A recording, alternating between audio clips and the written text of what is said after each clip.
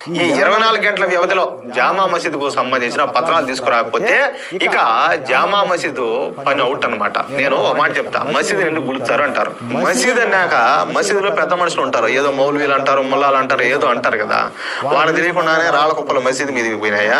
వాళ్ళకి తెలియకుండానే రాళ్ల దాడులు జరిగినాయా? వాళ్ళకి తెలియకుండానే కట్టెలు అన్ని తీసుకొచ్చి దాడులు చేశారా? ఎట్లా చేశారు అంటే, ఇప్పుడు ఊరన్నాక పెద్ద మనుషులు ఉంటారు, మసీద్ అన్నాక పెద్ద మనుషులు ఉంటారు, గుడి అన్నాక పెద్ద మనుషులు ఉంటారు.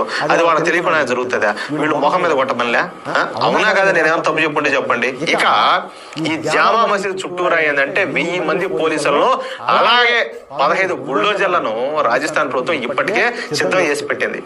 ఈ రోజు సాయంత్రానికల్లా ఈ జామా మసీదుకు సంబంధించిన పత్రాలు కనుక చూపించకపోతే ఇక ఇమీడియట్ గా ఈ జామా మసీద్ అయితే కూల్చివేయడానికి అన్ని ఏర్పాట్లు కూడా సిద్ధం చేస్తుంది. అంటే ఒక నికాసైన ప్రభుత్వం జిహాదీలను ఎలా డీల్ చేయాలో అలా డీల్ చేస్తారన్నమాట.